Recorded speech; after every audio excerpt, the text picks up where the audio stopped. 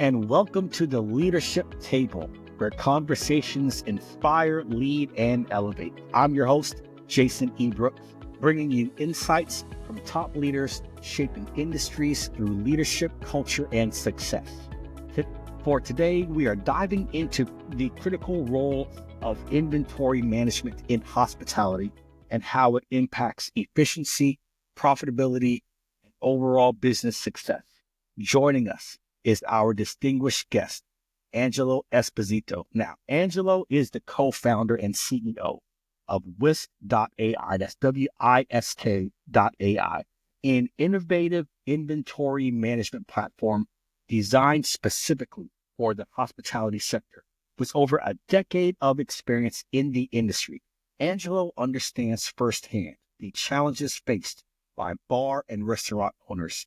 His vision with WISK.ai is to streamline operations, improve margins, and minimize waste, helping businesses run smoother and more efficiently.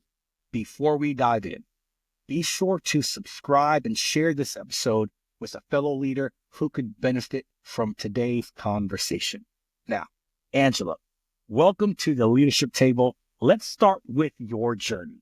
What inspired you to create WISK.ai, and what challenges in hospitality were you aiming to solve? Great questions. First of all, thank you for having me on the show, Jason. It's fun to be here. It's nice to be on the receiving end, so it's really cool. Funny enough, it's not some grand, crazy story. It really was just a problem, being an entrepreneur, just a problem that I wanted to solve. So when it happened, this was just over 10 years ago, I was actually working on another project at the time, and I noticed somebody in a nightclub counting the bar inventory specifically.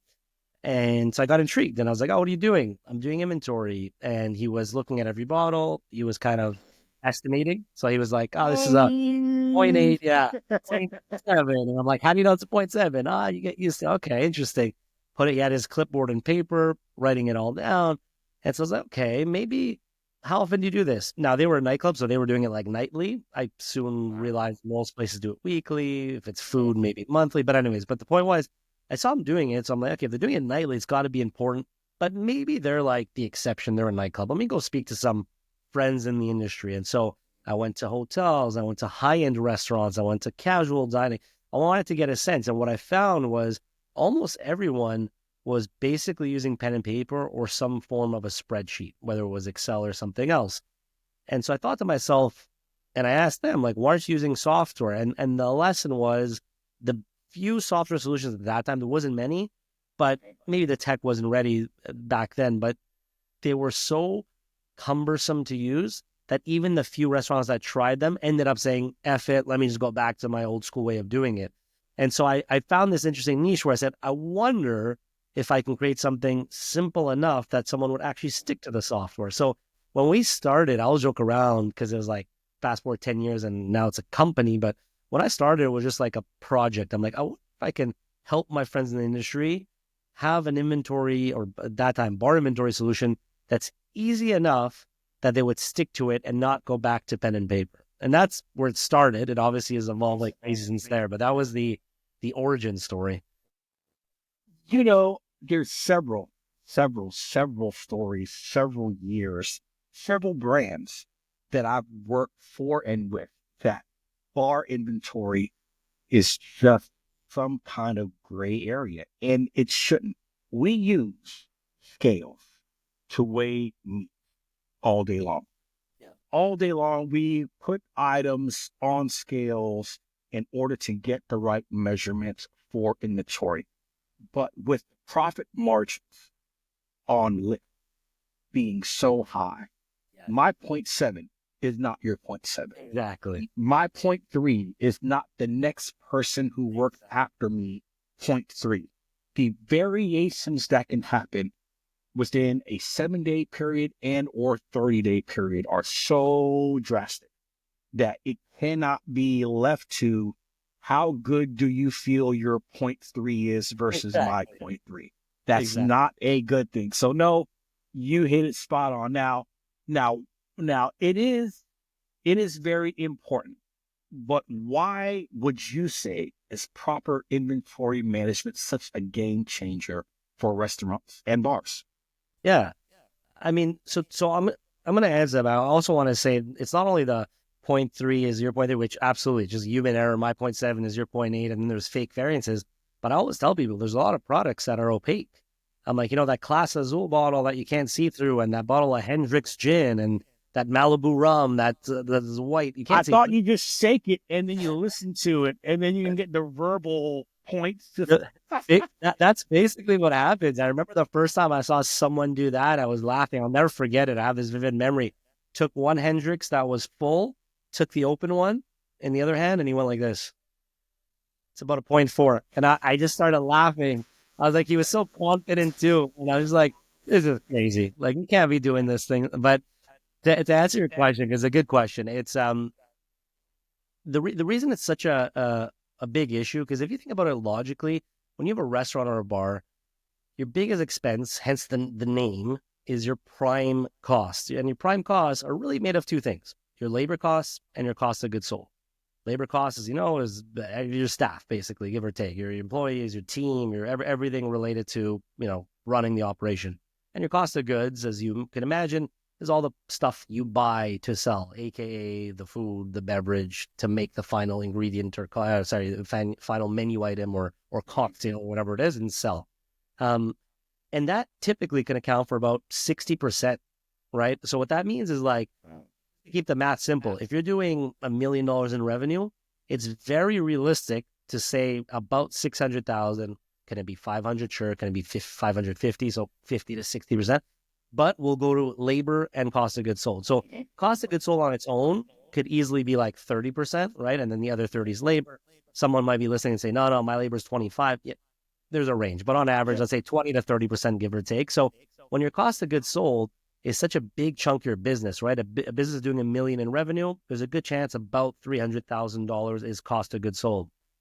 If you're not managing that, what are you managing? So I always joke around, but I tell people there's a lot to do in a restaurant, don't get me wrong. But if I were to focus on a few areas, and, leadership's important, as you know, and there's a lot of areas, training your staff and Spark. But in terms of the operational side, a big piece of that pie is managing your cost of goods sold. And a big part of that is having accurate inventory. So that's why I think the inventory aspect is so important.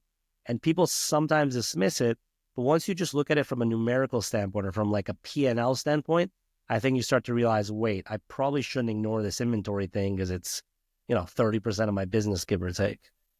You are spot on. I always say everyone's role within our industry and any industry, whenever they say my title is XYZ, whenever they then give that job description of what that title is, it is get results and pour great drinks. Get results and make great saute dishes. Get results and prep to the par that is given to me to make sure I don't over prep or under prep, or get results and lead this business to the next level. But the first thing our role is get results. So proper weight, proper inventory, and understanding that whether it's 20% or 30%, whatever your cost of goods are, getting results is the very first thing. Why? Because we have to pay the bills. We don't do this as a nonprofit. Even nonprofits have to put the business end first to make sure they can still turn on the lights the next day to help out whomever that they are helping. But it's get results and manage your business first in order to provide opportunity for others tomorrow. So it's spot on. Now, even though we are getting results, the true communication aspect in the hospitality industry, whether hotels, bars, or restaurants, how we communicate is something that helps us to be more successful or have more struggles. How does strong communication between teams impact inventory control and reduce waste? Great question. It's funny because communication is a big part of it. And that, I'll give you a perfect example. A leader who comes in and is like, I don't trust my staff, so I want to implement an inventory system and catch losses. You're going to get resistance, right? It's not the best look. And it's also like, there's going to be resistance from the team, and they're like, oh, they don't trust me. That's not motivating. Yes, Not that's not motivating, motivating. right? No. But if you communicate to your team, guys, and I'll give you a beverage and food example. Beverage examples, guys, listen, there's about 20% losses from overpouring, spillage, theft. I want to try to reduce that, because if we can run a more successful business, we can do more creative things, we can try some specialty cocktails, we can have some theme nights, whatever it is. But you kind of inspire them to say, hey, I want the business to run so you guys can do things you want to do, get tools you want to get bonuses. But it's like, this is to help you, because if this is not working, the business is not working, we're all out of a job. So it's like framing it in a sense of like, this is to help you. And on the food side, sometimes chefs might push back, whatever. But the idea there is like, I get it. You want to make these beautiful dishes, and it's a bit of an art, and that's great. But the flip side of that is like, hey, there's about 30% food waste, right? So on the food side, because it's perishable items, the industry average, at least in North America, is 30% goes to waste. And the big culprit of that is just over ordering, not prepping the right amounts. And so that's a lot of waste, right? 1/3 of your food is going in the garbage. And so if you can communicate that to your team, like, guys, I'm not here to nickel and dime, right? Like, and that's how I coach my guys. I'm like, guys, the point of whisk isn't Jason overpoured half an ounce of tequila. It's good. It's part of the industry. You're a regular. I give you a little something extra. It's part of the magic. We're not a control system with spouts that you got to track every half an hour. It's not that. But at the end of the day, if you don't know if you're making money, that's not good. And I find that restaurants sometimes are only focused on the revenue number. But if they don't know their cost of goods, they don't really know their profit. So they're like, any restaurant is good at telling you their sales. I'll sit down with someone. Yeah, we sold about 20,000 last week. Yeah, we did about 10 grand in cocktails yesterday. We did 5 grand in food. They'll tell you right away. If I say, okay, but how much of that did you make? Yeah, I'm not sure. How much was the beef and the buns and the tomatoes and the lettuce in that burger? That's where it's like, it falls apart. So all this to say, a big part of the communicating with the team is putting them on the same page and telling them it's not about nickeling and diming. It's about just running a profitable business so you can grow as a team. And the analogy sometimes I give is like, obviously the leader or the owner or whoever's there trusts you, because there's probably staff members who have keys to the place. There's probably staff members who know the alarm code and open it and close it and count the register. So it's not about nickeling and diming, because if not, they wouldn't. And it's not about trust. If not, they wouldn't trust you with the keys. So it's really about, how do we run a more profitable business so everybody wins? I mean, you are absolutely right. One of the 5 keys that I teach, the very first key of my model, which is an acronym, because you know how in our industry we all love acronyms. Yes, But master your KPIs.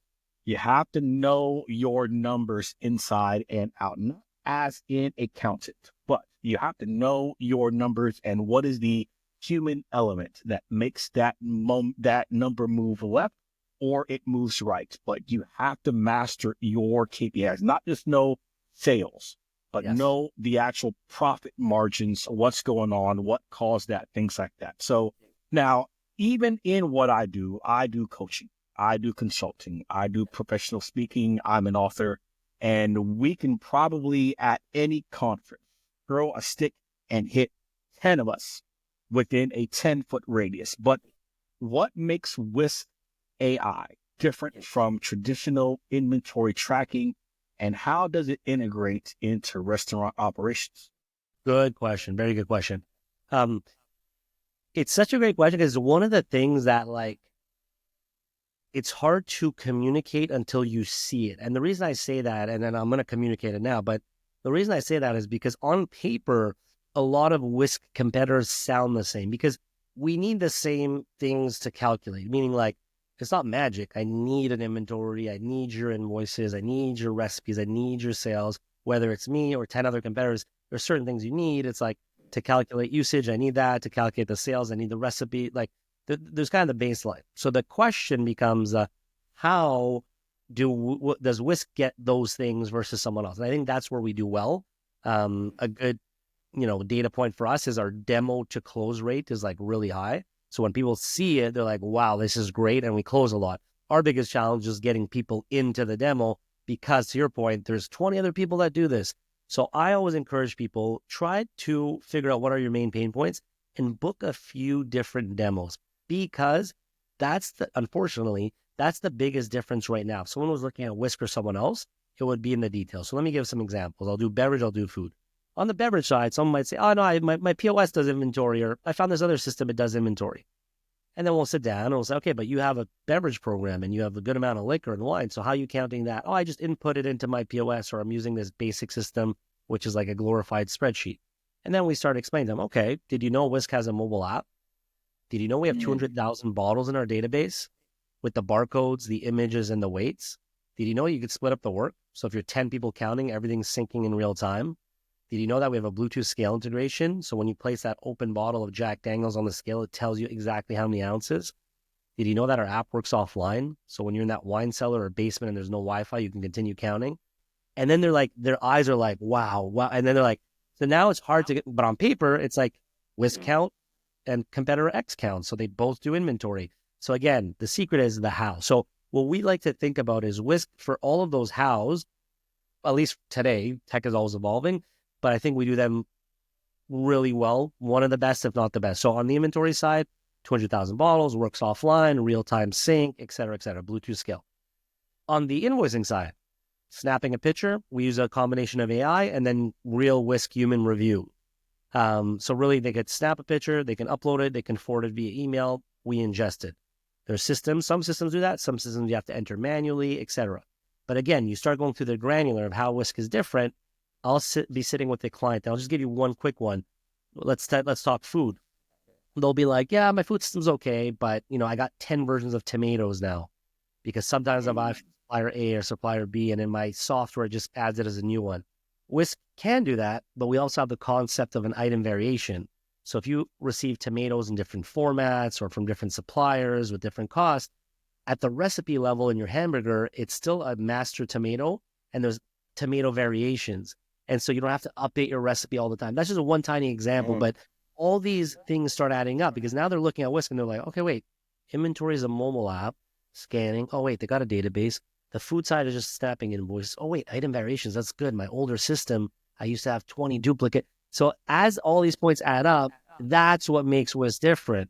And so the answer here, I know it's a long answer, but the answer is it's a sum of all these things that add up in terms of the likelihood that they're going to keep the team will keep doing what they need to do because sometimes they lose confidence or they lose faith, and that they're going to get the numbers that they want to get out of a system.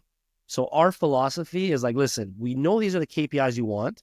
To get those KPIs, whether you use Whisk or anyone else, you need these inputs. So our philosophy is for all these inputs, we try to make it as easy as possible. And on the integration side, we integrate with 60 point of sales. Think Post, Clover, Lightspeed, Square, GoTab, SmartTab, you name it, like Cluster. So we integrate with a ton of POS systems. All this is on our website. We have EDI integrations with some suppliers. Think Cisco, GFS, US Foods. But even if we don't, you just snap a picture.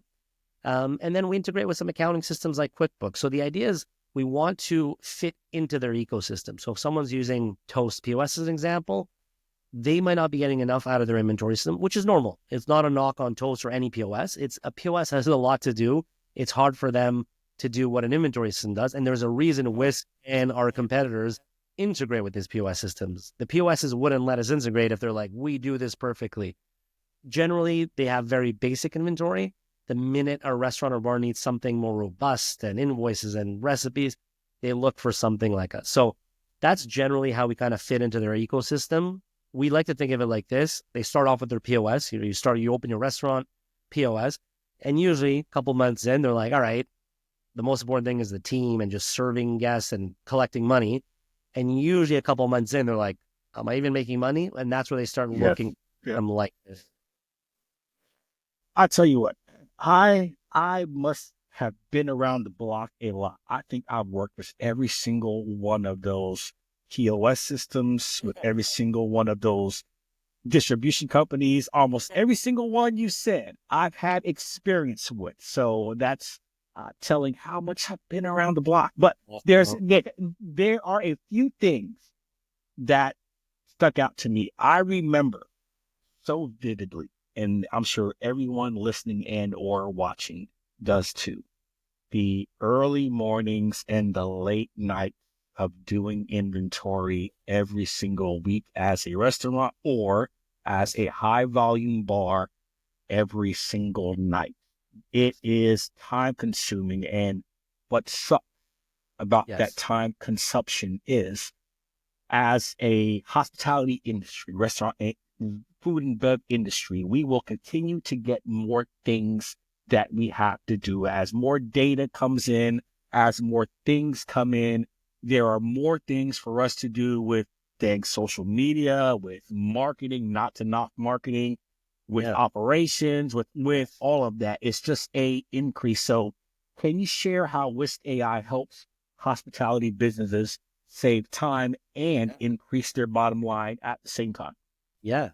Um, Honestly, our slogan, funny enough, is literally time back, passion forward. And so at a high level internally at WISK, we always think about, it's not about the feature. It's we think about, is this going to save them time? Is this going to make their lives easier? Because we know most, if not all, hospitality professionals go to the industry for different reasons, but it's generally for their love of hospitality. That can mean love of guests, love of interaction, their love of food and beverage, love of, architecture and design.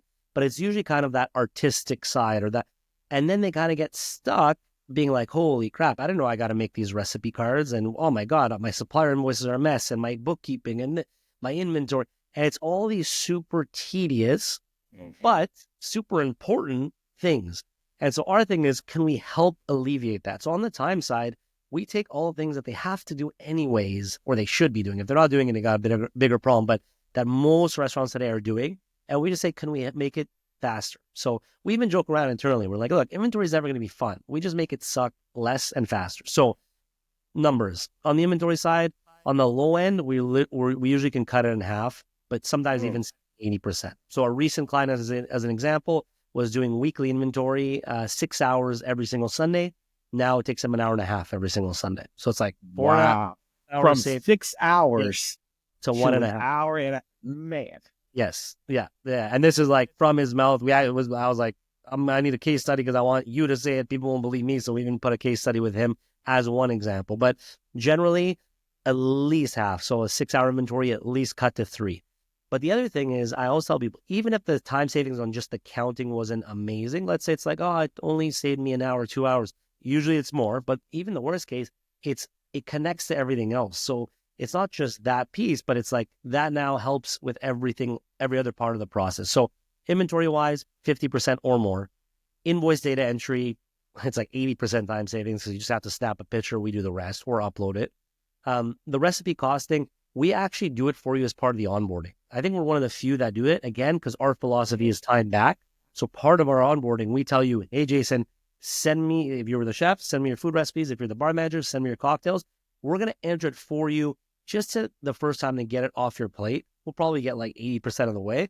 And then we're going to train you, and it's very easy and intuitive, so you can update it. We don't want to be the bottleneck, and tomorrow you want to change the recipe, you got to contact us. No, you can do it easily, but let us do that first bulk kind of onboarding. So everything we do is to save on time. So inventory, the data entry on the invoicing side, we sync the GL codes to QuickBooks. So that's the bookkeeping side, the recipe costing. And then ultimately, the reporting is a big one, because sometimes people say, oh yeah, they downplay it. I'll give you for example. A client might say, yeah, it's not bad. My inventory only takes 2 hours. And this will be my next question.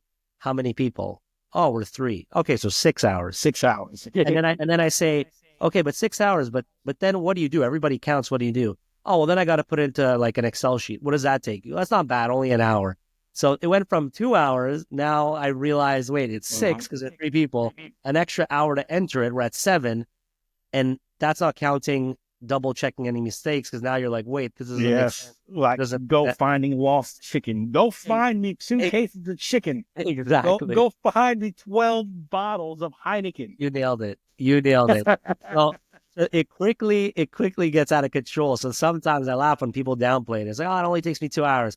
And then quickly you find, no, it's really 6, and that data entry. And then to your point, and you could tell you've done this before, because that's exactly what happens. It's, wait, we're missing a case of this. Where is that? Let's double check. And then there's a couple more hours. So the big thing I always tell people is, if you can't rely on the data, like, yes, it's good if you're doing something, it's better than doing nothing.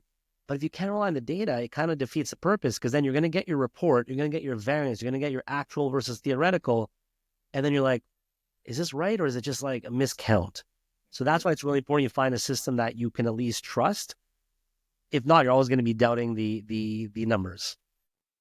Now, I wanted to go into, tech stack and Yeah. the who you integrate with, but I know that anyone listening or watching, they can go to your website and get a pretty general view Yeah. of how you integrate with certain platforms. So I actually want to move forward with something that they can't find online that's Sure. on your website. What are the biggest mistakes you see restaurants making with inventory, and how can they fix it? Oof, that's a good one. Okay. Let me spitball here. Okay. One. Okay. Oh, I'm laughing because I'm like, so many mistakes, but there's a few that come to mind. Okay. One mistake I see, and it actually goes back to communication, but it's sometimes if the restaurant's a little bigger, if it's a small restaurant, usually the owner is the one that works there, and so it's fine. But the minute it's a multi-location or it's just a bigger org, I see a discrepancy between the people that are choosing the inventory software and the people that are using it.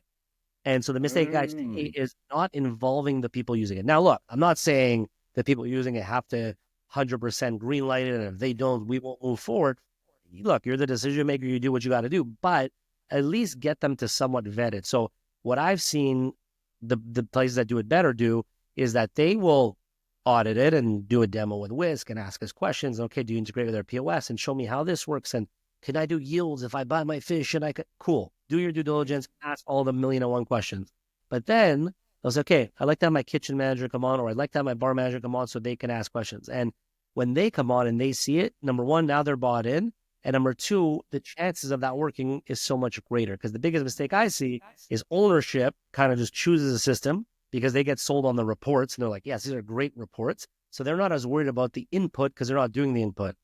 And then the people using it are doing the input, and they're using a laptop, and it's basically a spreadsheet, and they're typing things in, and it's hard to do, and it's tedious. So it's like they're not really happy, right? So because those two people care about different things, I think it's important to involve. So that would be one of the biggest is like actually get your team involved. The second one is take on a few demos. Don't just go with the first one you see. So I even encourage people. I say, listen, if you've only seen Whisk and you haven't seen someone else, I know it sounds contradictory a bit, but I'll tell them, book one or two demos, do a bit of research, Google it.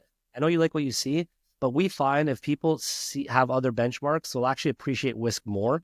So we encourage people to see what's out there so they have a benchmark.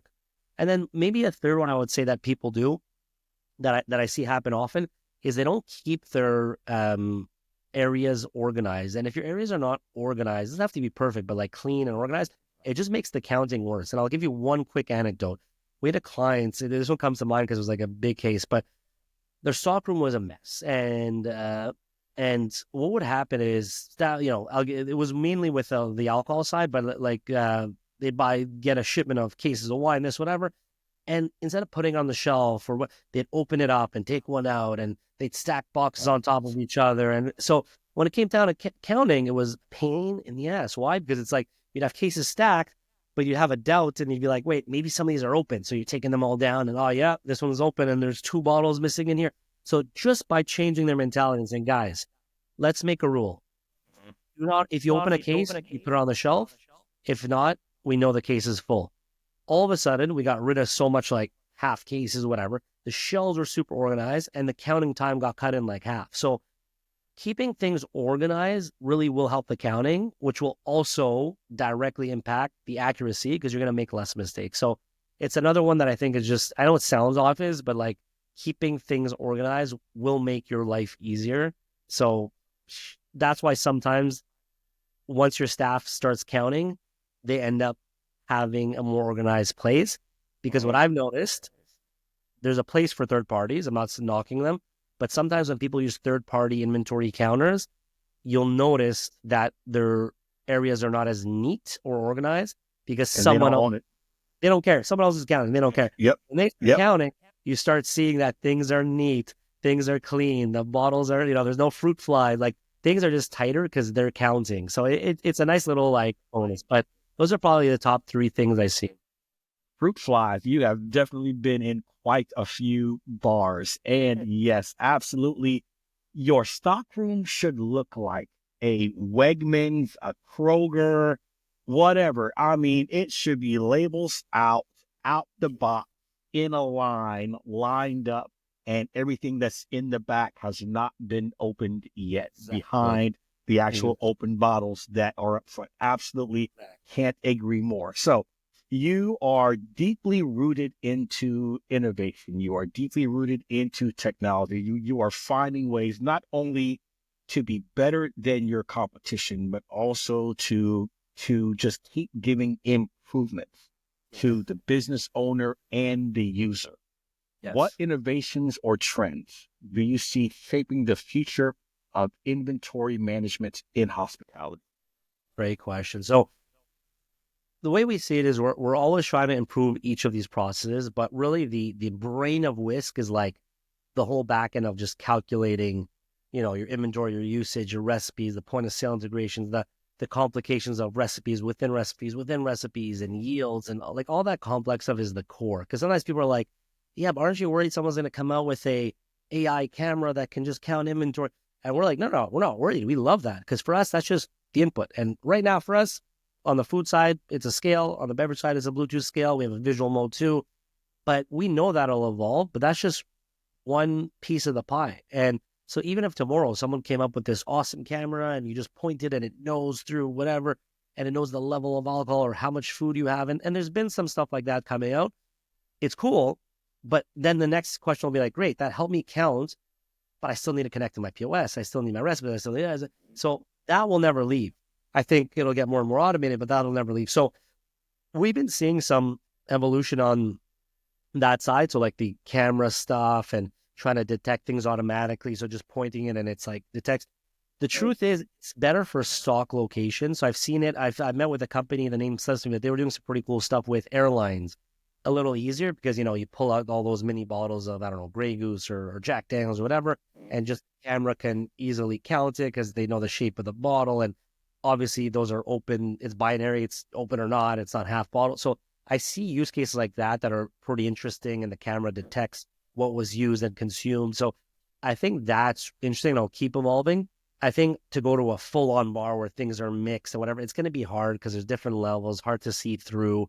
Stock rooms are not always the most organized. Same thing with the food. So, but I do see more and more automation happening around the backside, meaning like the recipes and helping figure out what to prep and highlighting should I order from supplier A or supplier B. So I do see more and more innovation happening on the back of house in general, which I think is good because it's the side that like most restaurateurs hate. So the more that could be automated and help them, I think the better.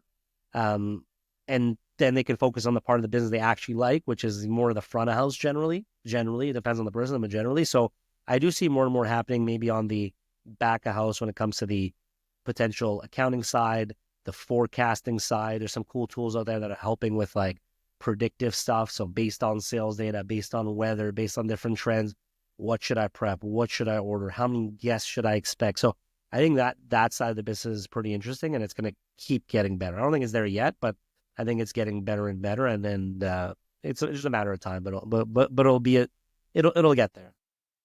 Well, I'm waiting on the camera one where instead of, looking at my scale in my bathroom and like not wanting to get on there because I'm like, damn it, no, I didn't lose any pounds. I can just walk in front of the mirror and it like looks at the shape of my bottle Right, and says right.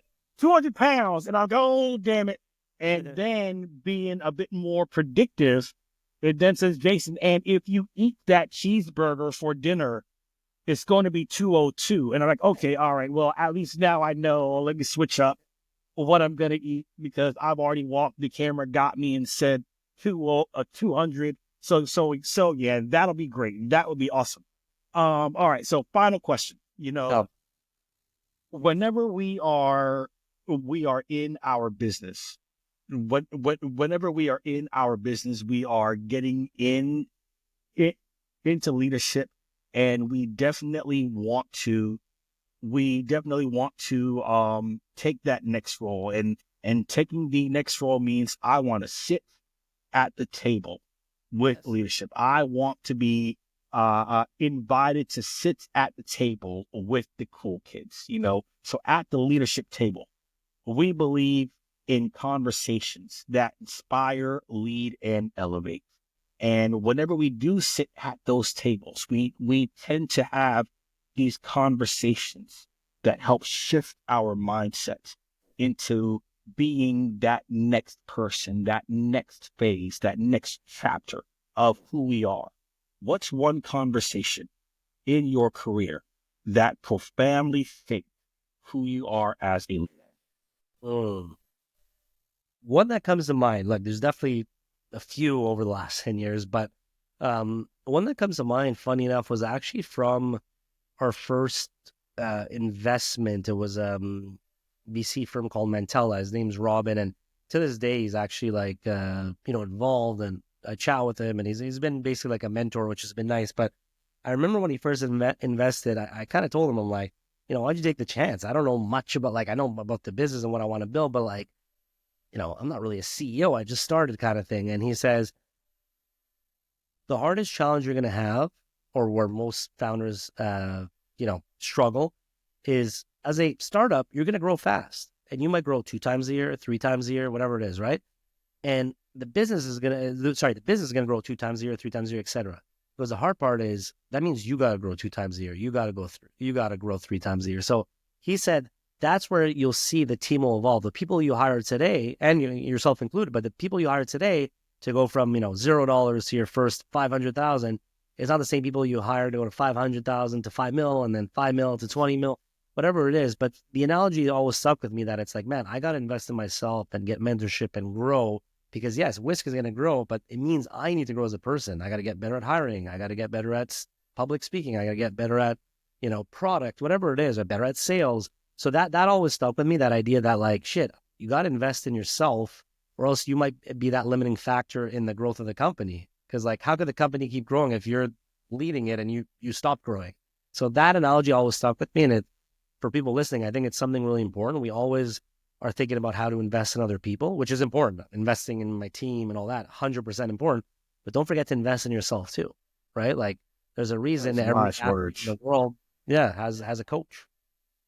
I mean, it's so spot on that, we think about the growth of our business and the growth of the net income year 1 versus year 2 and year over year. But when we think about just ourselves, what does that mean for us as well? And we all know it isn't looking at our own weakness and then saying, how can I make my weakness stronger? Yes, you have to get better.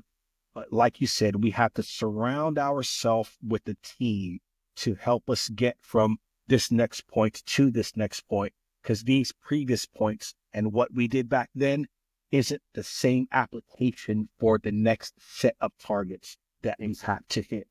That is spot on. Now, Angelo, before we wrap up, this has been amazing.